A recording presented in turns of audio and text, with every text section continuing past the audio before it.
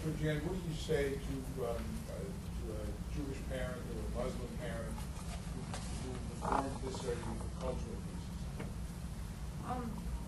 The question is what I would say to a Jewish parent or a Muslim parent who performs circumcision for cultural reasons.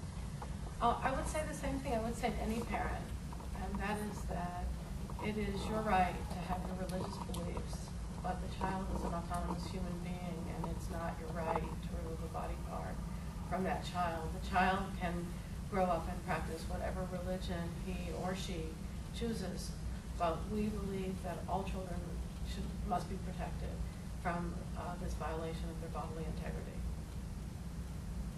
Could you speak a little bit more to why now? Why now? Because it's time.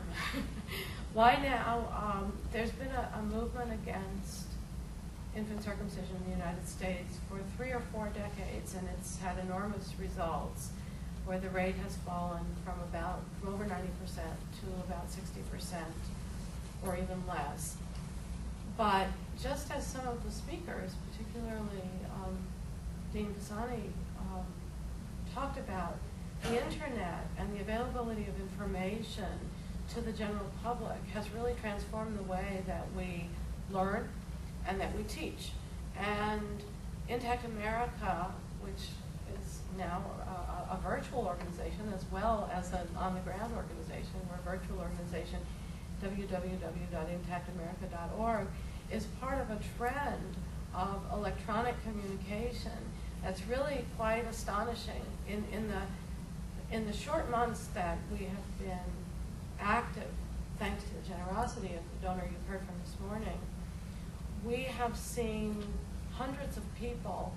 I think a lot of us thought, we knew the insiders in the movement. We've seen hundreds of people and thousands of people who are talking about this and communicating on Facebook and on YouTube and on Twitter. And the topic is, once people start talking about it and thinking about it, we believe this issue will grab them in a way that they will stand up and say it has to stop. When you look at what the CDC is doing involving studies of African adult men, what's the difference between those adult men and the baby boys here? Well, the studies that have been promoted among African adult men, we could discuss them at length another time. I believe personally, as a public health professional and as an attorney, that they have huge methodological flaws. Any studies of sexual behavior are very difficult to carry out with reliability. So we believe they're flawed. But even making an assumption that there is some medical validity about circumcision reducing HIV transmission from women to men in sub-Saharan Africa, where the incidence is very, very, very high, we say that has absolutely nothing to do with newborn baby boys. Newborn baby boys don't have sex. They can't get sexually transmitted diseases. They will have to learn how to practice safe sex anyway, and there is absolutely no reason to cut off a healthy body part from a newborn baby boy based on these studies or anything else that we've heard. One of the biggest arguments is that doctors will say to prospective parents, well, you want your son to look like you. How do you speak to that? Actually, I think that wanting the son to look like you and cutting off a body part is really a fascinating, is a fascinating justification. I would imagine many of the fathers of these young babies, have athlete's foot. They certainly have beards. They might have lost a finger or a toe in an accident. They probably have scars, and they certainly have hair where the babies don't have hair. They have different eye color from their babies. People adopt children from all over the world and don't worry that they don't look like them. So to cut off a part of the sexual anatomy to make a baby look like the parent is really almost humorous. I think most men, when responded to in that way, will see that this really isn't a very good justification. The other part of that that's interesting is American men weren't always circumcised. So I happen to have found out that my father was intact. I found this out when he was very, very old and about to die, actually. And my brother told me.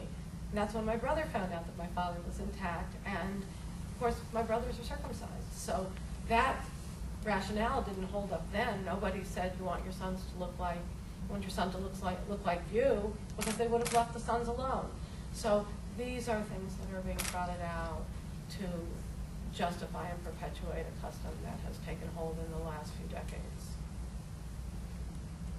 Georganne, you mentioned that the CDC and the pediatricians are looking at this question. What would you have them what would you have them consider, and what would you have them do? We would have them look at the ethics.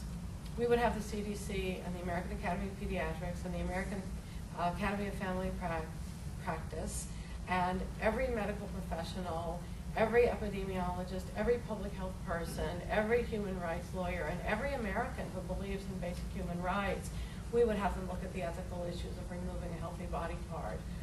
We don't think that any of the medical reasons, we know that none of the medical reasons that have been used to justify circumcision have held water over the years. People thought circumcision prevented tuberculosis, hip dysplasia, insanity, blindness, all kinds of crazy things. It's in the literature, I'm not making it up.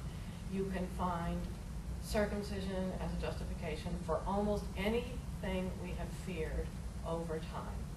Circumcision has been put out there as something to do to ward off our fear and our anxiety about some kind of bad thing happening, usually a health thing. So we would, and most doctors know this, they know it intuitively, it's why they haven't circumcised their own children. So they just have to look at the ethics. We don't believe in cutting body parts off baby girls. There's no reason to cut body parts off baby boys. We think if doctors took a more active role, and when a parent came in and said, I want my baby circumcised, of course, if it was always that easy, the doctor would say, well, I'm not going to do it. We believe the doctors themselves often offer circumcision, even in the absence of parents asking. But if doctors said, you know, we don't do that anymore. Sorry, I'm not going to do that. Gee, I don't think if you knew the facts, you'd really want to do that. We don't do that. I wouldn't give you antibiotics for your baby if your baby didn't have an infection. I wouldn't pull out your baby's fingernails to keep your baby from scratching his face. We don't do that. We're not going to do that. If doctors did that, it would end.